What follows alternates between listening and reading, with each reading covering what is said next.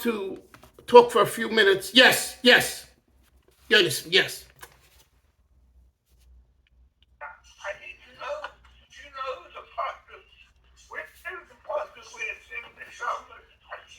I'm going to, I want to quote it correctly and give the right citation to tomorrow, Bli Neder. I do know, but I know, but not clear enough to give you a citation properly. So let me do that tomorrow. Anyway, so yesterday was Chavdalet Teves. Chavdalet Teves is the Yahrtzeit of the Baal HaTanya, passed away in 1812. And Alter Rebbe passed away on running away from Napoleon, because the Alter Rebbe, contrary to most of the other of his contemporary tzaddikim, and he sided with the Russians over the French, over Napoleon, because the Alter Rebbe felt that emancipation will lead to a deterioration of Yiddishkeit, of Frumkeit, of Torah. And later, the other students of the Maggid, by and large, they said no. And later on, they said der Litvak is gerecht. They referred to the Alter Rebbe who came from Lithuania. The Litvak, Zalmenu the Litvak, Shneir Zalmenu the Litvak is gerecht. He's right. And they said, genommen the smetana. He took the cream of the crop, There's a lot to discuss about this discussion between the Alter Rebbe and the other tzaddikim, because it has to do with the whole sheet of Chabad versus the sheet of Chagas, of Midos. I don't want to go into that right now, but it's an important discussion at some point to understand both perspectives. But the Alter Rebbe chose that. And as he was running away, he made sure that his house, I believe, was burnt down and no possessions were left. And he didn't want Napoleon, because he saw Napoleon, Avi, as the source of Klippa. Why don't we learn Nitl Nacht? Ask him, what kind of, it says, you should learn every moment. We have a minute, we don't study Nitl Nacht by Chasidim. And the answer is because we believe that the negative energy coming from learning Nitl Nacht is dangerous for a person. And you probably saw the Hayoyim just a few days ago, where the Rebbe Rashab said, those 8 hours that there are some people who learn, I don't appreciate, and it's like disgusting. Why? Because they're giving food for the Klippa. Because Torah gives food for everyone, including Klippa. Nurtures from Torah. The Alter Rebbe didn't want Napoleon should take anything of his belongings, because then he would hold on to Kedusha. That the Zohar HaKadosh says one of the reasons why our dear friends all around, everyone in Eretz Yisrael, the Arabs, why did they have a koyach of constantly badgering and everything else? Because they have a half of Milah. That's from the Zohar HaKadosh. Their circumcision is not like ours, a complete circumcision. It's considered without priya. I'm not sure the details of how it's a half of Milah. But the fact that they have half gives them Kedusha. That's from the Zohar HaKadosh. So what do we see? That when a goy latches on and has something of Torah, of Yiddishkeit, they get koyach from it. And this is something that we have to really, be careful. So the Alter Rebbe didn't want that Napoleon should be able to have anything of his belongings at all. So yes, sir. Is that perhaps one of the reasons why we're not allowed to teach Torah to Gentiles, other than Bereshis? That's not the reason given, as far as I remember, in the halacha that what you're referring to. The basic reason is that since they have a mission to work and accomplish, and Torah, learning of Torah is a different agenda, a different purpose, so you're taking away from their agenda and giving them another agenda.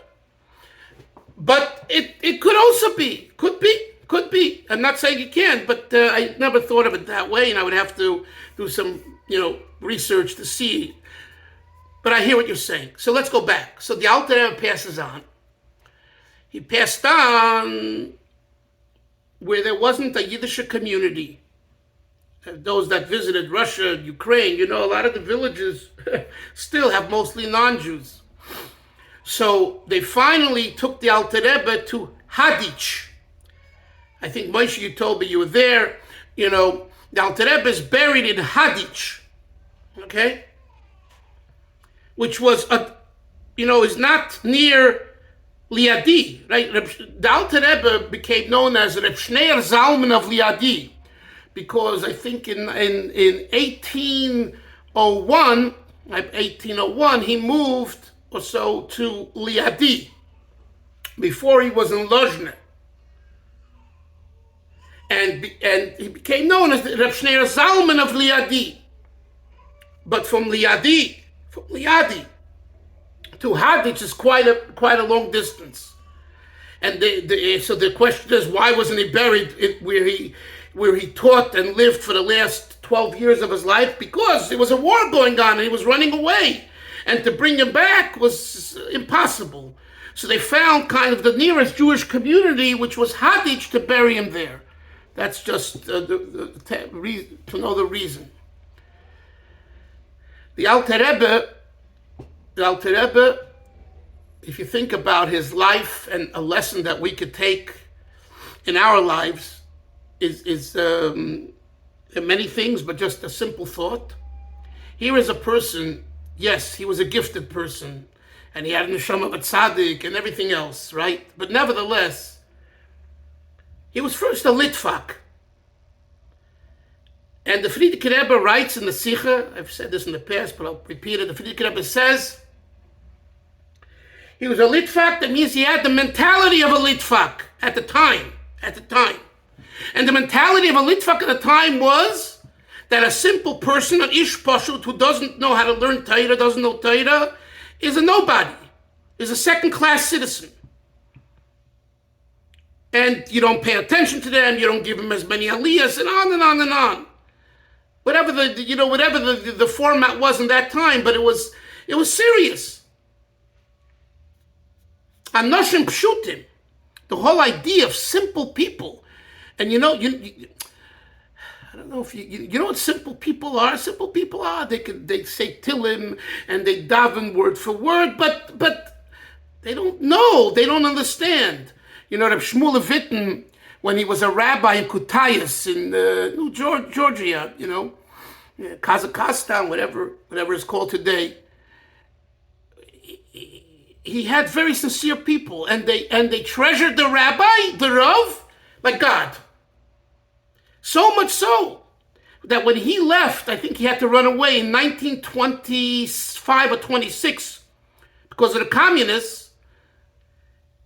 Then he came back in 1935 or 36. His house was still there, and they held it for him because it's the rabbi's house. And I don't think he bought the house. They owned the house. But this is our rabbi's house. He had to technically leave for 10 years. And you imagine, who knew that he's going to come back and survive? They didn't give up the house because he's our Rav. That's the derech eretz. With a pashtut, a sincere heart. So the Litvaks of the time of the Alter Rebbe didn't appreciate that. That wasn't their cup of tea. So when the Frierdiker Rebbe says that the Alter Rebbe was Zalmanu the Litvak, he was called Zalmanu the Lithuanian from Lita, that's not just a technicality where he came from. That means that this is the way he thought. That means the Alter Rebbe thought that way. Can you imagine? No, go ask a Lubavitcher. Do you know that the founder of your movement of Chabad was a Litvak? He'll say, what are you talking about? That's what the Frierdiker Rebbe writes.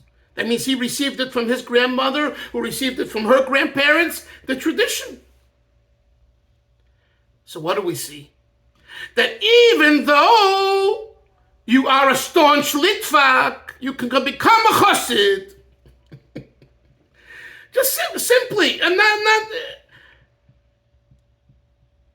You're not talking. One second, Moshe. You're not talking about a regular person. You're talking about such a goy, such a Talmud Chochem. The Alter Rebbe learned Shas by the age of 16 many times. The Alter Rebbe was a mechaber of the Shulchan Aruch. You're talking about a goyin in halacha, a goyin in Gemara, a goyin of a Litvak. And he has a paradigm shift, and he starts recognizing the maila of anoshim pshutim, of simple people. And that's a lesson for us. Whether we are technically a Litvak or not technically a Litvak, guess what? We can be a Chabadnik and be a Litvak. A Tonat and a Bostoner and be a Litvak. You know, it's not about what group you belong to. It's about here. What's going on in here. And you can have the streimel, the payas, and the beard and everything, and yet you look down at someone. That's a Litvak. Why? You look down at them because they don't know how to learn, or they don't know how to daven, or they don't know how to fabring, or they're not, a big Chasid.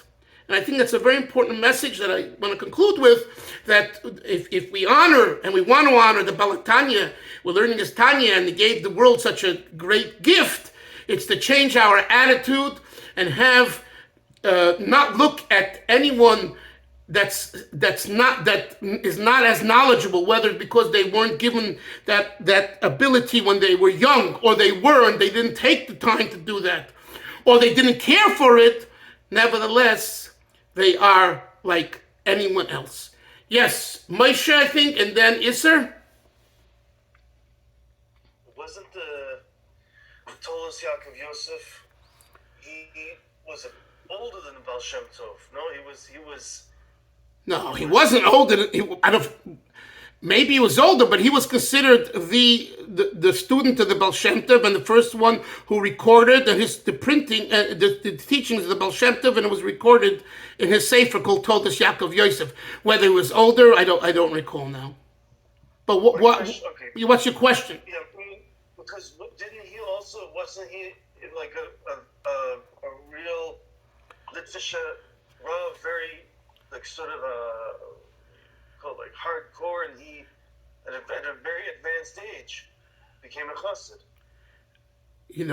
I don't know. If you tell me that, okay, I don't know. You read that somewhere, Moshe? Yeah. Okay, I will try to Google a little bit, and see, but I don't know. Isser. It's a klutz kasha because I never learned in a Hasidic yeshiva. They use the term. What? Klutz kasha. What about a klutz kasha? The implication, you're like, it's a put down, no? What? To say klutz, it's a klutz kasha. Oh, I don't know. You're identifying the word klutz, the idea klutz, more with a Litvish approach. Is that what you're saying? I'm asking. I don't know. For that, I have to. I don't know. I hear you. I'll ask my chaverim. In Hasidic yeshivas, do somebody asks a question, and you're going to respond, "What a klutz kasha." Yes, we do. Yes, when I was learning yeshiva, absolutely, we used the term. No question about it. But whether it originated there, I don't know. Yonason. Yeah, and it told Yaakov Yosef, he was against the Baal Shem Tov before he became a Chasid. Oh. He was trying to go against the teaching of the Baal Shem Tov. Yes, but so, but Moshe was saying at his older age, I don't know, that yes. In older age, meaning it wasn't in his youth. Yeah. When, in other words, when was that? How old was he at the time? When did he become a chassid? Yeah. I don't know either. Okay, Chevra, we'll see everyone tomorrow, Mitzvah Shem. Good shir, good farbrengen. Have a great day, everyone. Hatzlacha Rabba. Bye-bye.